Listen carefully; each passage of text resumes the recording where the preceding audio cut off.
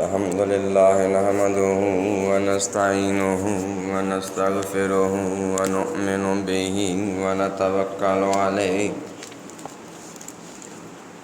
ونعوذ بالله من شرور أنفسنا ومن سيئات أعمالنا من يهده الله فلا مضل له ومن يضلله فلا هادي له ونشهد أن لا إله إلا الله وحده لا شريك له ونشهد أن محمدا عبده ورسوله أما بعد فإن خير الحديث كتاب الله وخير الهدي هدي محمد صلى الله عليه وسلم وشر الأمور محدثاتها وكل محدثة بدعة وكل بدعة ضلالة وكل ضلالة في النار رب اشرح لي صدري ويسر لي أمري واحلل عقدة من لساني يفقهوا قولي أما بعد فأعوذ بالله السميع العليم من الشيطان الرجيم بسم الله الرحمن الرحيم الرحمن علم القرآن خلق الإنسان علمه البيان الرحمن علم القرآن خلق الإنسان علمه البيان الشمس والقمر بحسبان والنجم والشجر يسجدان والسماء رفعها ووضع الميزان ألا تطغوا في الميزان وأقيموا الوزن بالقسط ولا تخسروا الميزان والأرض وضعها للأنعام فيها فاكهة والنخل ذات الأكمام والحب ذو العصف والريحان فبأي آلاء ربكما تكذبان صدق اللہ مولانا العظیم وصدق رسولہ النبی الکریم وعنا علی ذالک من الشاہدین والشاکرین والحمد للہ رب العالمین۔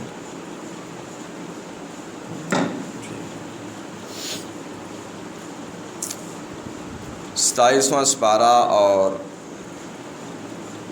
سورۃ الرحمن کی ابتدائی چند آیات۔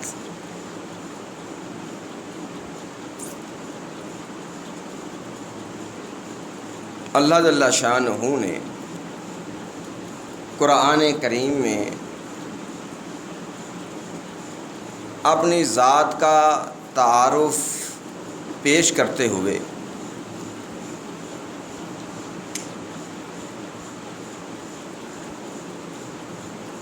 سب سے پہلے جو کلمات بیان کیے ہیں کہ بسم اللہ الرحمن الرحیم،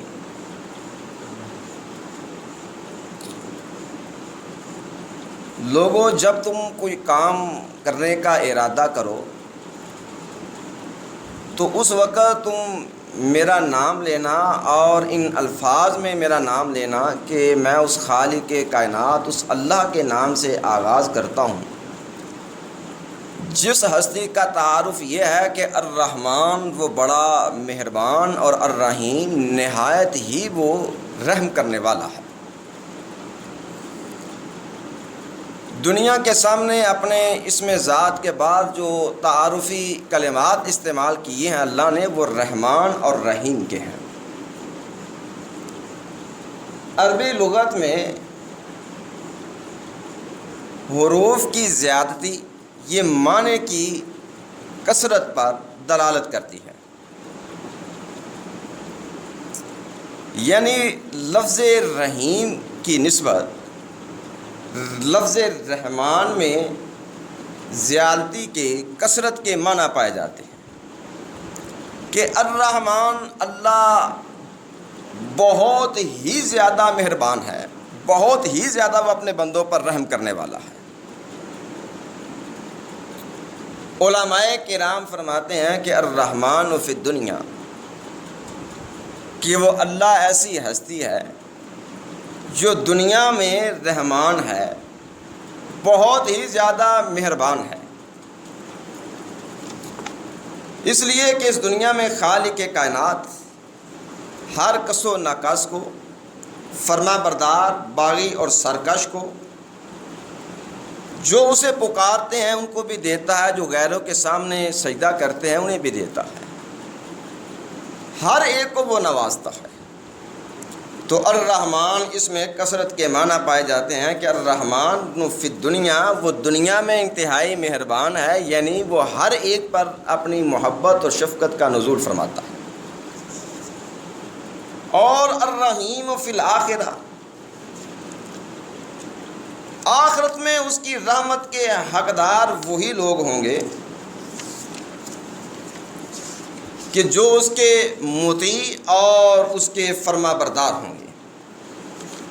اس لیے لفظ رحیم میں بنسبت لفظ رحمان کے درجہ بندی میں یہ مختص ہے آخرت کے ساتھ، کہ آخرت میں خالق کائنات ان لوگوں پر رحم فرمائے گا جو اس کے فرما بردار ہوں گے، جو اس کے باغی اور سرکش ہوں گے، وہ اللہ کی رحمت سے محروم رہیں گے۔ قرآن کریم میں اللہ جل شانہ ارشاد فرماتے ہیں کہ میرے خلیل ابراہیم علیہ الصلاۃ والسلام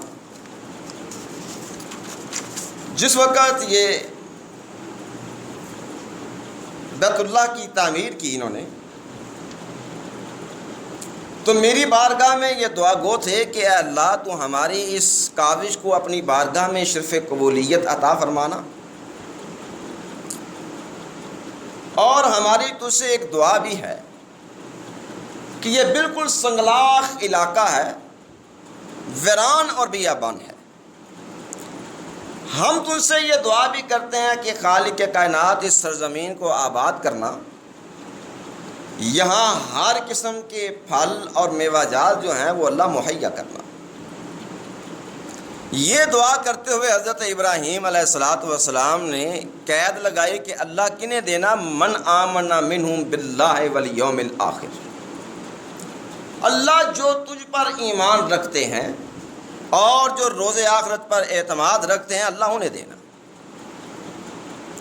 تو خالق کائنات نے جواب دیا کہ میرے پیغمبر ابراہیم علیہ الصلوۃ والسلام، آپ نے یہ کہا ہے کہ وَإِذْ قَالَ إِبْرَاهِيمُ رَبِّ اجْعَلْ هَٰذَا بَلَدًا آمِنًا وَإِذْ قَالَ إِبْرَاهِيمُ رَبِّ اجْعَلْ هَٰذَا بَلَدًا آمِنًا، اے میرے بندو، میرے خلیل ابراہیم نے میری بارگاہ میں دعا کرتے ہوئے یہ کہا کہ رب اجعل ھذا بلدا آمنا، اے ہمارے پالنے والے، ہمیں روزی دینے والے، ہماری پرورش کرنے والے، ہماری یہ دعا ہے، یہ آرزو ہے کہ اجعل ھذا بلدا آمنا، اے میرے اللہ تو اس شہر کو امن والا بنا دینا، وَارْزُقْ أَهْلَهُ مِنَ الثَّمَرَاتِ مَنْ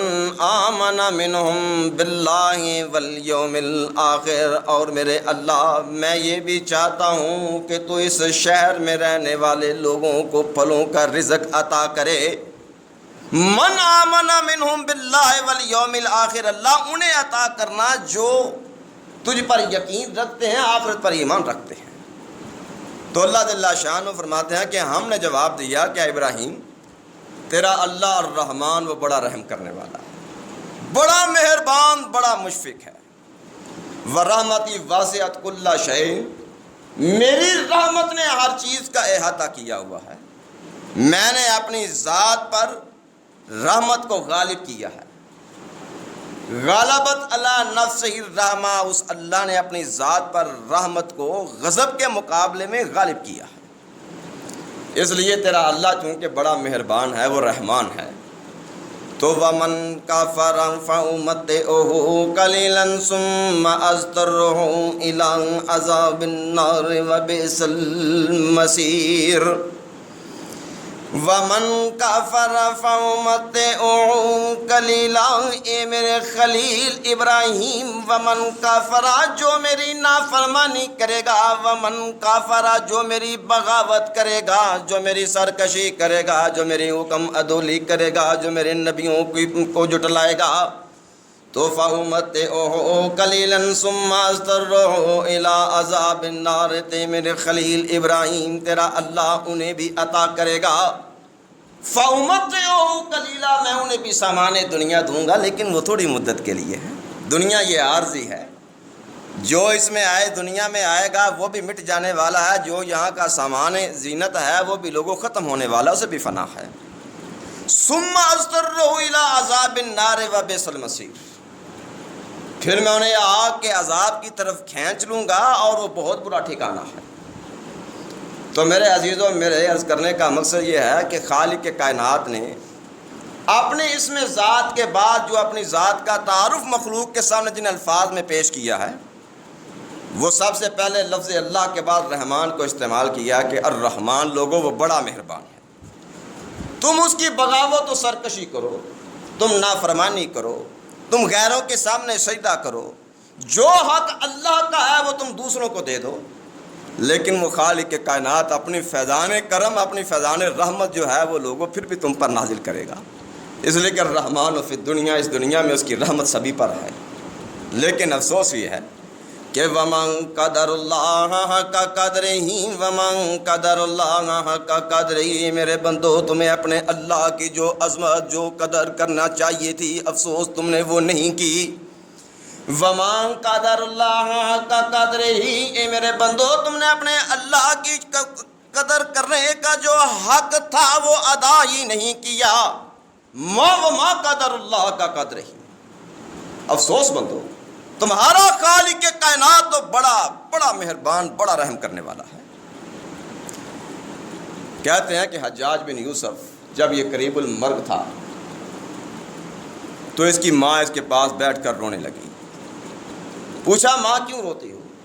کہنے لگی بیٹا تم نے بڑے بڑے عظیم المرتبہ جلیل القدر افراد کا خون بہایا ہے، مجھے خوف ہے، ڈر ہے کہ اللہ تمہیں معاف کر دے گا۔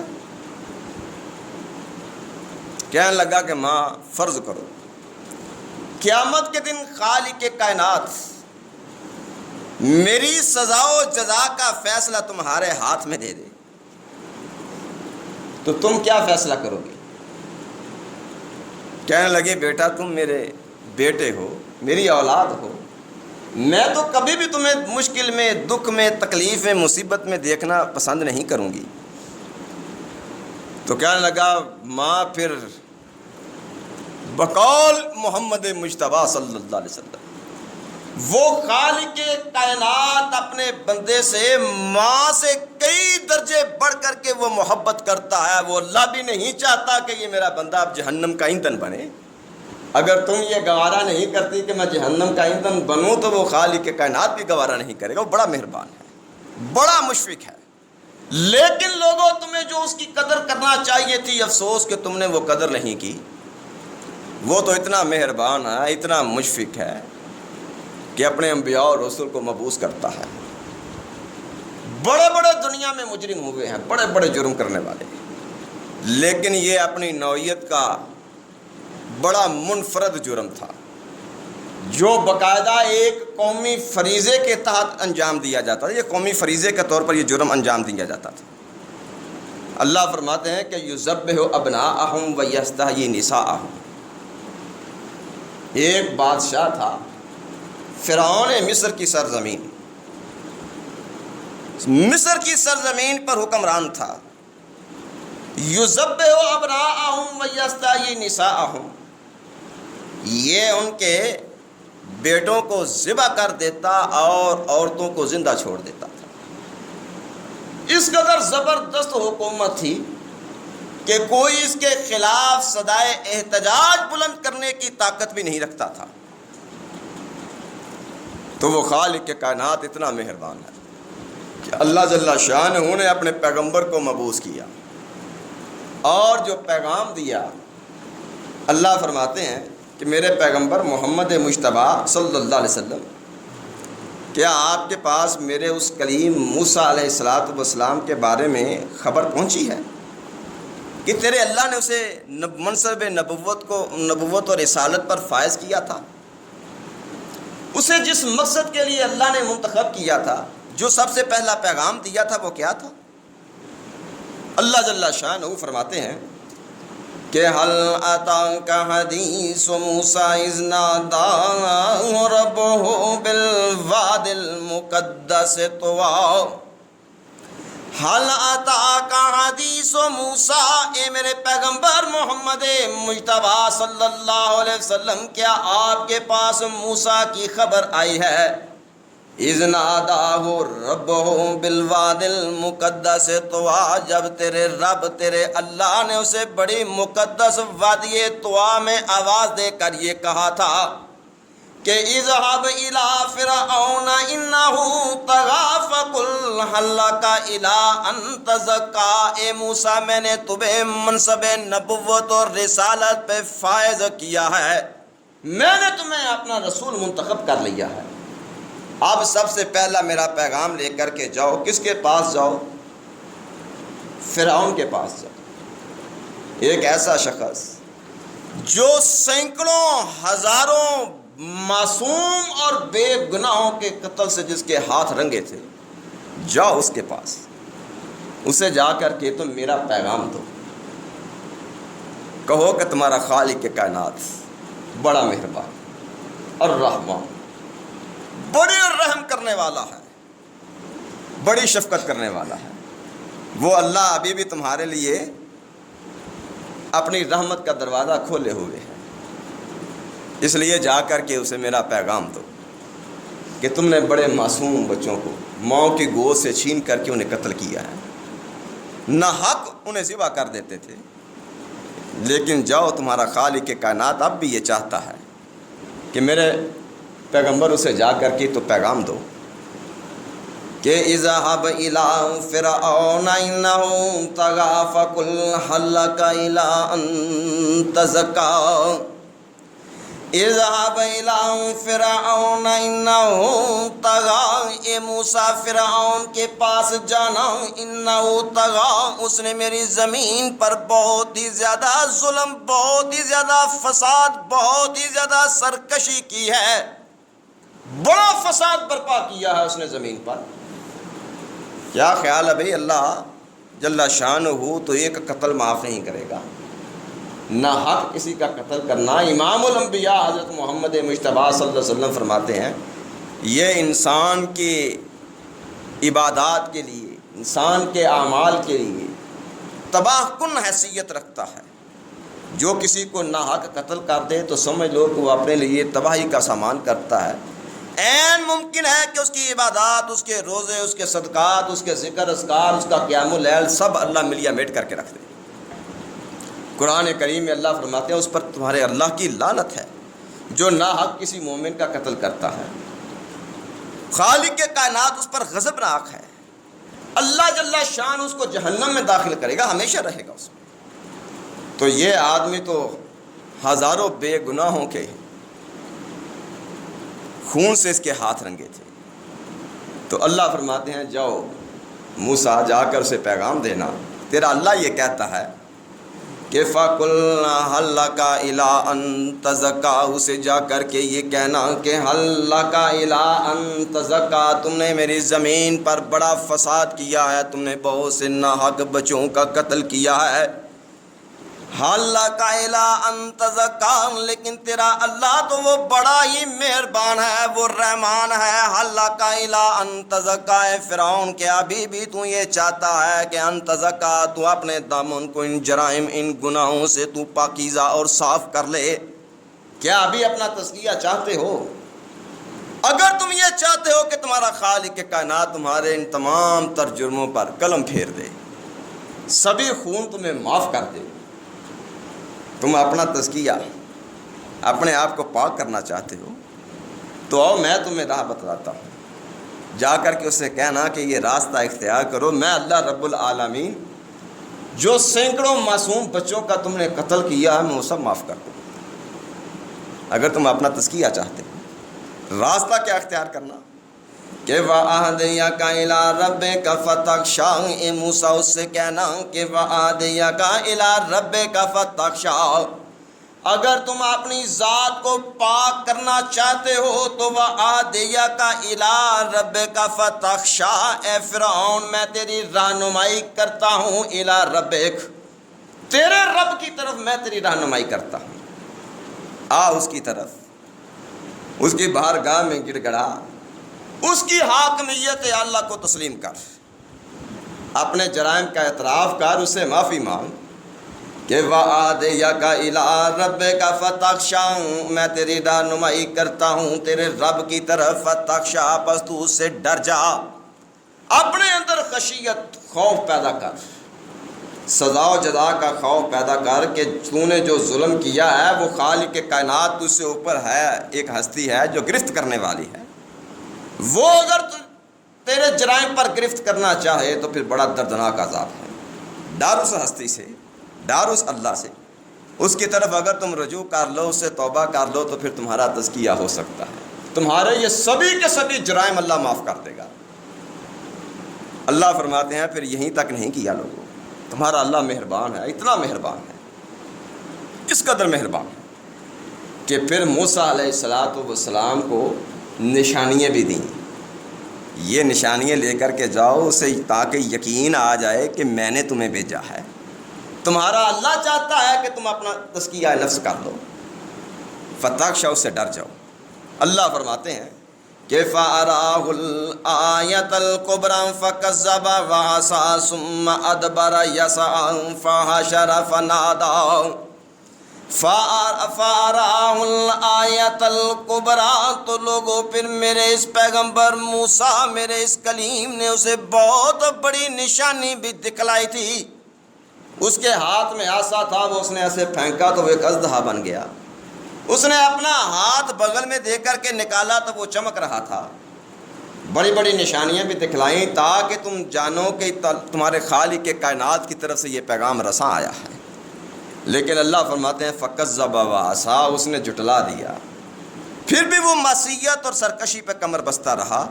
ثُمَّ أَدْبَرَ يَسْعَىٰ فَحَشَرَ فَنَادَىٰ، واپس پلٹا، تیزی سے لوگوں کو جمع کیا اور ان سے خطاب کرنے لگا. ان سے کہا کہ فَقَالَ أَنَا رَبُّكُمُ الْأَعْلَىٰ فَأَخَذَهُ اللَّهُ نَكَالَ الْآخِرَةِ وَالْأُولَىٰ. فَقَالَ أَنَا رَبُّكُمُ الْأَعْلَىٰ، تو اس نے برملا لوگوں میں یہ اعلان کیا کہ انا ربکم الأعلیٰ. او لوگو اگر تمہارا کوئی رب ہے، ربکم الأعلیٰ، اگر کوئی بلند و بالا سب سے بلند تر بلند پایا کوئی ہستی ہے جو ربوبیت کے لائق اور اہل ہے تو نعوذ باللہ من ذالک وہ میں ہوں، میں تمہارا سب سے بڑا رب ہوں. اللہ فرماتے ہیں پھر کیا ہوا لوگوں، ہم نے تو پیغام دیا تھا، ہم نے اس کے لیے اپنے نبی کو مبعوث کیا تھا کہ جاؤ جا کر اسے پیغام دے دو. لیکن پھر بھی وہ نہیں مانا تو پھر تمہارے خالق کائنات نے اسے اس دنیا کے لیے مقام عبرت بنا دیا. جو لوگ اس وقت موجود تھے، جو بعد میں آنے والے تھے، ان سب کے لیے وہ ایک نصیحت اور عبرت کا مقام بن گیا. تو میرے عزیز و آمدم پرسر مطلب میں عرض یہ کر رہا تھا کہ خالق کائنات اس قدر مہربان ہے، وہ اس قدر رحمان ہے کہ انسان کے جرائم کی فہرست اگر اس قدر طویل بھی ہو کہ نبی کریم صلی اللہ علیہ وسلم کی خدمت میں ایک دن ایک آدمی آیا، کہنے لگا کہ یا رسول اللہ صلی اللہ علیہ وسلم، میرے گناہ اس قدر ہیں، اس قدر گناہ ہیں کہ اگر اس روئے زمین پہ رہنے والے سبھی لوگوں میں وہ تقسیم کر دیے جائیں تو میرے وہ جرائم ان تمام تر لوگوں کی تباہی اور بربادی کے لیے کافی ہیں. اتنے جرائم ہیں، میرے لیے کیا کوئی راستہ ہے وہ اللہ مجھ پر رحمت کر دے، مجھے معاف کر دے، کیا میرے لیے کوئی راستہ ہے؟ امام الانبیاء حضرت محمد مجتبیٰ صلی اللہ علیہ وسلم فرمانے لگے کہ میرے ساتھی، تم گواہی دیتے ہو کہ لا الہ الا اللہ و محمد رسول اللہ صلی اللہ علیہ وسلم، اللہ کے سوا کوئی معبود نہیں اور میں محمد مجتبیٰ صلی اللہ علیہ وسلم اللہ کا بندہ اس کا رسول ہوں؟ کہتا ہے ہاں یا رسول اللہ صلی اللہ علیہ وسلم۔ آپ فرمان لگے جاؤ، پھر جب تم صدقے دل سے اس کی بارگاہ میں توبہ کرو گے، اس پر یقین رکھو گے، اس کے پیغمبر پر ایمان رکھو گے، تو پھر جاؤ، تمہارے تمام تر جرائم، تمہارے تمام تر گناہوں پہ وہ اللہ قلم پھیر دے گا۔ اس لیے کہ اس خالق کائنات کا قرآن کریم میں یہ اعلان ہے، اللہ جل شانہ فرماتے ہیں کہ میرے پیغمبر محمد مجتبیٰ صلی اللہ علیہ وسلم آپ یہ اعلان کریں کہ قل یا عبادی الذین اسرفوا علی انفسہم، قل یا عبادی الذین اسرفوا علی انفسہم، اے میری ذات سے روگردانی کرنے والوں، اپنی ذات پہ ظلم کرنے والوں، میری حدوں کو پامال کرنے والوں، یا عبادی الذین اسرفوا علی انفسہم، او میرے بندو جنہوں نے اپنی ذات پہ بہت ہی ظلم کر لیے ہیں، لا تقنطوا من رحمت اللہ، اے میرے بندو تم نے جیسے بھی جرائم کیے ہیں، لا تقنطوا من رحمت اللہ، کسی سطح پر بھی لوگوں کبھی بھی کسی موقع پر بھی اپنے اللہ کی رحمت سے مایوس نہ ہونا۔ لا تقنطوا من رحمت اللہ، اس کی رحمت بڑی وسیع ہے، وہ کہتا ہے ورحمتی وسعت کل شیء، میری رحمت نے ہر چیز کو گھیر رکھا ہے۔ لوگوں لا تقنطوا من رحمت اللہ، تم اس اللہ کی رحمت سے مایوس نہ ہونا، اس خالق کائنات کے سامنے ہاتھ پھیلا دینا، تو وہ الرحمن، وہ بڑا مہربان ہے، بڑا مشفق ہے، بڑا رحم کرنے والا ہے۔ ان اللہ یغفر الذنوب جميعا انہ هو الغفور الرحیم، ان اللہ یغفر الذنوب جميعا، اور لوگوں تمہارے اللہ کی رحمت کے دروازے تو تمہارے لیے ہم وقت کھلے ہیں۔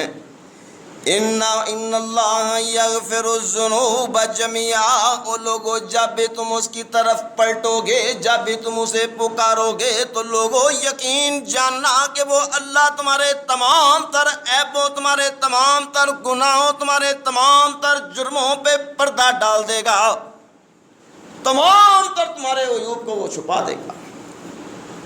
جب خالق کائنات کی بارگاہ میں انسان جائے گا، آپ فرماتے ہیں کہ شخص ایسا ہوگا، اللہ رب العزت اسے اپنے قریب بلائیں گے، مخلوق کے اور اس انسان کے مابین ایک پردہ حائل کر دیا جائے گا۔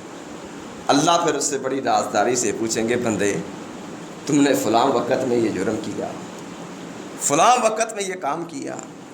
وہ اقرار کرے گا، کہے گا ہاں اللہ، مجھ سے یہ خطائیں، یہ غلطیاں، یہ جرائم سرزد ہوئے ہیں، حتیٰ کہ وہ شخص سمجھے گا کہ اب اس کے لیے چھٹکارے کا کوئی راستہ باقی نہیں، انہ قد ہلک، وہ تباہی کے گھاٹ اتر گیا۔ خالق کائنات اللہ فرمائیں گے، میرے بندے میں بڑا مہربان تھا دنیا میں بھی، میں خالق کائنات نے دنیا میں بھی تمہارے عیبوں پہ پردہ ڈالا تھا، تم جرم کرتے تھے، گناہ کرتے تھے، لیکن میں نے پردہ پوشی کی تھی۔ آج میں رحیم فی الآخرہ، دنیا میں مہربان تھا، تم نافرمانیاں کرتے رہے، تو میری رحمت کیا تھی، میں ان پہ پردہ ڈالے رکھا۔ رحیم فی الآخرہ، آج میں آخرت میں بھی مہربان ہوں، رحم کرنے والا ہوں، جاؤ میرے بندے میں نے تمہیں معاف کیا۔ آج بھی مخلوق نہیں جانے گی کہ یہ دنیا میں کیا کرتا رہا، تیرے خالق کائنات تیرے تمام تر عیبوں پر پردہ ڈال دے گا۔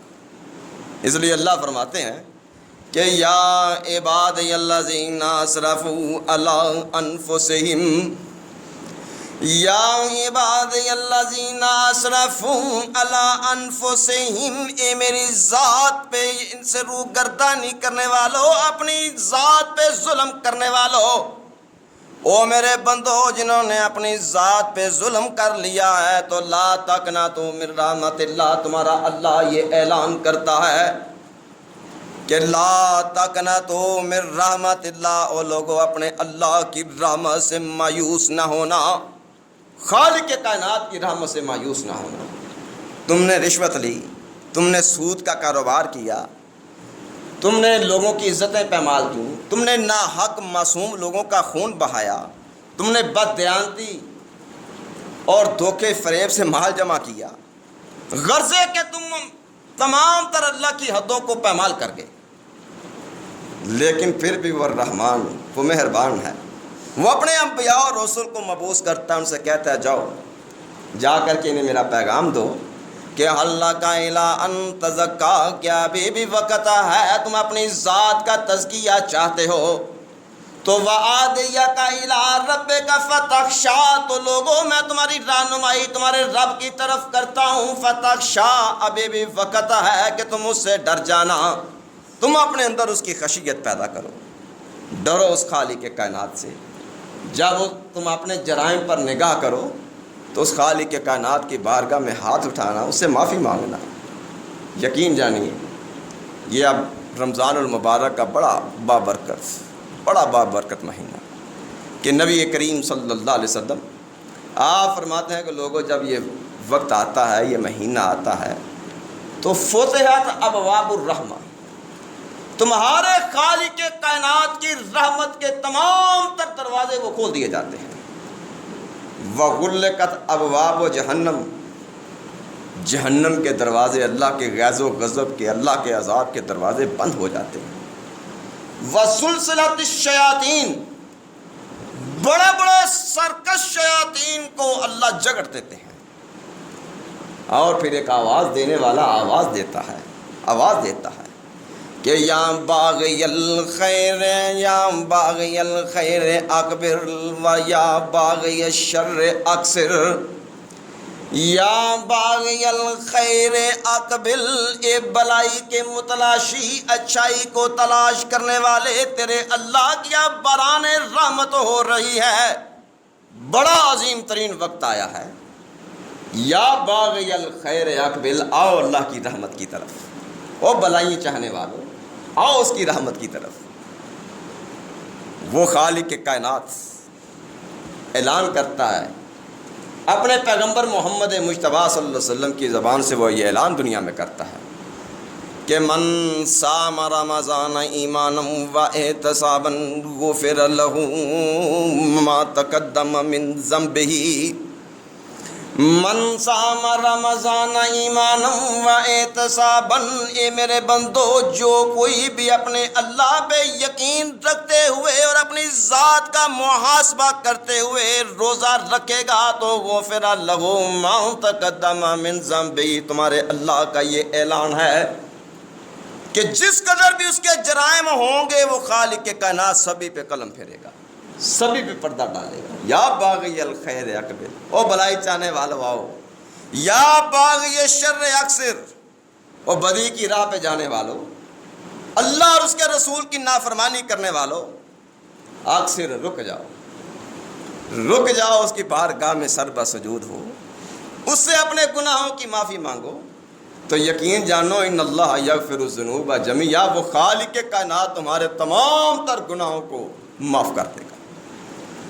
تو میرے عزیزو یہ بڑا عظیم ترین وقت ہے، جنہیں اللہ نصیب کرتا ہے پھر وہ بد نصیب رہیں تو بہت بڑی بد نصیبی اور محرومی ہے کہ اللہ نصیب بھی کرے یہ وقت، پھر بھی وہ اس کے فیوز برکات سے مستفیض نہ ہو تو اس سے بڑا بد نصیب کون ہے۔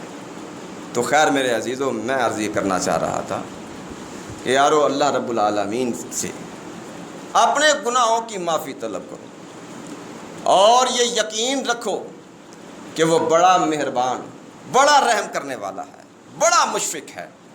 تم جس وقت ایک بالش اس کی طرف جاتے ہو تو وہ اتنی محبت تم سے کرتا ہے، وہ ایک ہاتھ تمہاری طرف آتا ہے، اگر تم ایک ہاتھ اس کی طرف چل کر جاتے ہو تو وہ 2 ہاتھ آتا ہے، اگر تم چلتے ہوئے اس کی طرف جاتے ہو تو وہ دوڑ کر کے اپنے بندے کو اپنی رحمت کے سائے میں لے لیتا ہے کہ یہ میرا بندہ میری طرف آیا ہے۔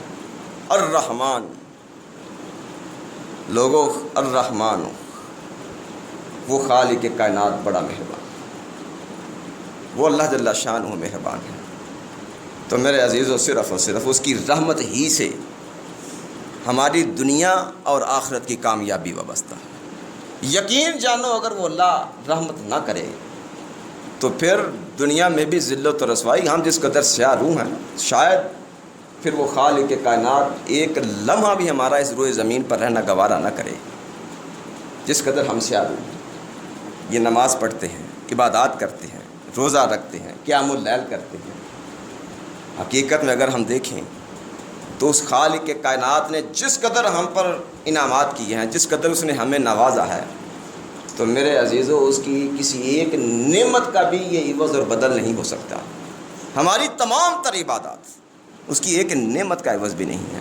اور پھر ایسی بات ہے کہ جس میں وہ بقول شاعر اس نے کہا، تیرے سجدے کہیں تجھے کافر نہ کر دے اقبال، تیرے سجدے کہیں تجھے کافر نہ کر دے اقبال، تو جھکتا کہیں اور ہے اور سوچتا کہیں اور، جب تم جھکے اس کی بارگاہ میں ہو تمہارا تصور کہیں اور ہے۔ تو پھر ایسی صورت حال میں اس کی رحمت ہی تو ہے، اس کی رحمت ہی تو ہے۔ اس کا سوال کرو کہ اللہ تو بڑا مہربان ہے۔ اس لیے ہماری تیری بارگاہ میں اللہ یہ التجا ہے کہ ربنا لا تؤاخذنا ان نسینا او اخطانا، ربنا لا تؤاخذنا ان نسینا او اخطانا۔ اے ہمارے اللہ، ہم بڑے سیاہ روح، بڑے خطا کار، بڑے گناہ گار ہیں۔ اے میرے اللہ، ہم تیری بارگاہ میں یہ التجا کرتے ہیں کہ ربنا لا تؤاخذنا ان نسینا او اخطانا۔ اے اللہ، جو ہم سے بھول چوک میں غلطیاں ہوئی ہیں، اللہ جو ہم سے خطائیں سرزد ہوئی ہیں، اللہ ان پہ ہمارا مؤاخذہ نہ کرنا۔ خالق کائنات اپنی نظر رحمت فرمانا، اپنا کرم کرنا۔ اے اللہ، ہمیں اپنی جوار رحمت اس دنیا میں بھی ٹھکانہ دینا، آخرت میں بھی کامیابی تیری رحمت سے ممکن ہوگی۔ تو میرے عزیزو، میرے عرض کرنے کا مقصد یہ ہے کہ یہ مہینہ رمضان المبارک کا بڑا بابرکت، بڑی عظمت والا، بڑی فضیلت والا وقت ہے۔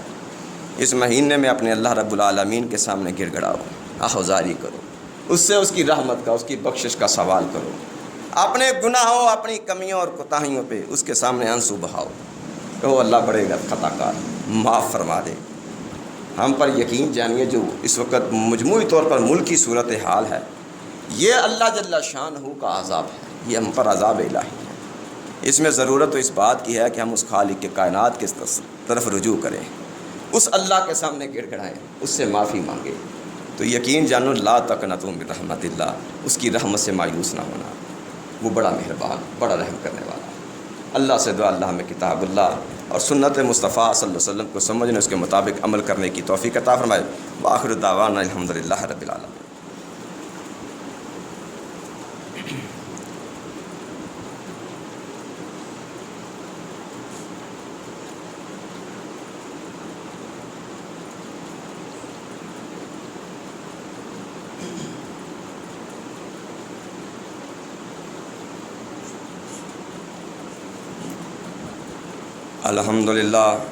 الحمدللہ نحمدہ ونستعینہ ونستغفرہ ونؤمن بہ ونتوکل علیہ ونعوذ باللہ من شرور انفسنا ومن سیئات اعمالنا، من یہدہ اللہ فلا مضل لہ ومن یضلل فلا ہادی لہ، ونشہد ان لا الہ الا اللہ وحدہ لا شریک لہ، ونشہد ان محمدا عبدہ ورسولہ۔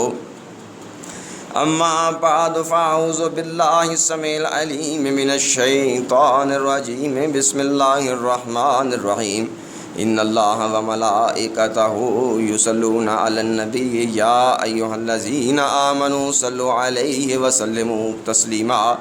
اللہم صلی علی محمد وعلی آل محمد کما صلیت علی ابراہیم وعلی آل ابراہیم انک حمید مجید۔ اللہم بارک علی محمد وعلی آل محمد کما بارکت علی ابراہیم وعلی آل ابراہیم انک حمید مجید۔ میرے محترم بزرگوں اور بھائیوں، موجودہ ملکی جو صورت حال ہے، اس بات میں کوئی شبہ نہیں کہ اس وقت اس مملکت اسلامیہ پاکستان پر خمینی النسل اور یہودیت کی پیداوار لوگ مسلط ہیں. بیماریاں اور وبائیں دنیا میں آتی رہی ہیں، بڑے بڑے زندگیاں تلف ہو جاتی ہیں، لیکن جس قدر پراپوگنڈا کیا گیا ہے اس کی آڑ میں مسجد اور اہل مسجد کے خلاف کہ پوری بھرپور کوشش کی گئی کہ مساجد کو بند کر دیا جائے، لوگ نمازیں گھروں میں ادا کریں، اور ایسا ہوا بھی کہ جمعے تک اس پر پابندی لگا دی گئی. تو چونکہ ہم بے بس لوگ ہیں، ہم ریاست سے حکومت سے ٹکر تو نہیں لے سکتے، لیکن یہ بات ایک حقیقت ہے کہ تاریخ میں جب بھی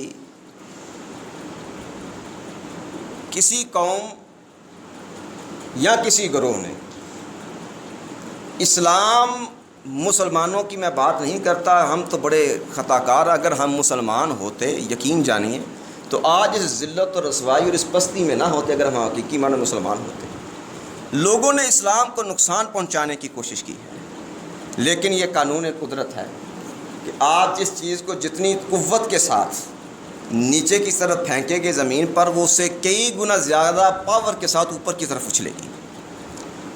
لیکن یہ عقل کے اندھے اس بات کو نہیں سمجھتے کہ تاریخ میں بھی کئی ایسے مواقع آئے جب اسلام کی بے خونی کرنے کی، مسلمانوں کو کچلنے کی سازشیں اور کوششیں کی گئیں، لیکن پھر تاریخ شاہد ہے کہ وہ لوگ ناکام اور نامراد رہے.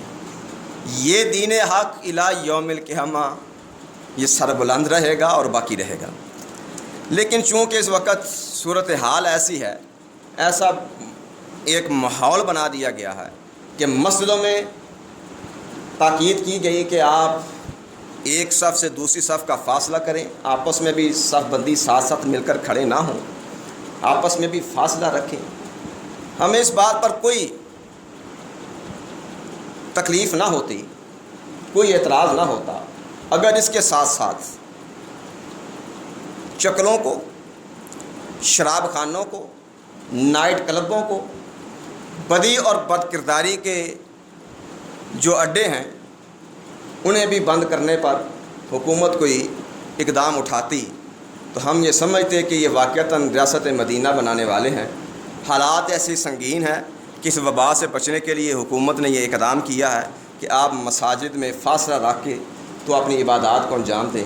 اس کے ساتھ ساتھ ریاست مدینہ میں یہ شعور بھی ہے کہ اس وقت ہم اپنی بد عملیوں، اپنے جرائم کی وجہ سے گرفت میں ہیں، تو ہم اللہ سے معافی کے طلبگار ہیں، وہ معاف کر دے. اب ملک سے یہ بدی اور بریائی کا بھی خاتمہ کرنے کے لیے کوئی اقدام کیا جاتا تو پھر ہم سمجھتے کہ واقعات ہوں. لیکن یہ یک طرفہ معاملہ ہے کہ اس میں صرف اور صرف سارا دباؤ مساجد اور اہل مسجد پر ہے. تو اس صورت حال میں میں یہ سمجھتا ہوں، میری رائے یہ ہے، بجائے اس کے کہ مسجدوں کو تالا لگ جائے، جبراً لوگوں کو مساجد سے روک دیا جائے، حالات کا تقاضا یہ ہے کہ اس سے بہتر ہے کہ ہم جو حکومت نے اعلان کیا اور باہمی علماء کرام نے اعلامیہ جاری کیا ہے اس کو پیش نظر رکھتے ہوئے اس کی پابندی کریں اور آپس میں فاصلہ رکھ کے آپ نماز ادا کریں، اپنی عبادات کو انجام دیں. یہ بہتر ہے اس بات کی نسبت کہ مسجدوں کو تالا لگا دیا جائے، کیونکہ ابھی بھی وہ لوگ درپے ہیں. حکومت نے اعلان کیا کہ ٹھیک ہے آپ نماز ادا کریں، تراویح پڑھ سکتے ہیں، اول تو گھروں میں پڑھیں، چلیں فرض نماز جمعے کی اجازت دے دی، لیکن اوپر سے ڈاکٹروں کو چھوڑ دیا.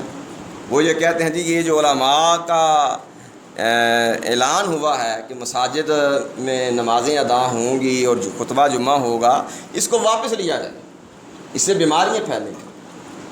ڈھیٹ اور بے شرم بھی عالم میں ہوتے ہیں، مگر یہ شرم ان کو نہیں آتی کہ یہ شاپنگ مالز، منڈی اور دیگر کئی مقامات ہیں ہجوم کے جہاں پبلک اکٹھی ہو جمع ہوتی ہے، وہاں کوئی خطرہ نہیں ہے.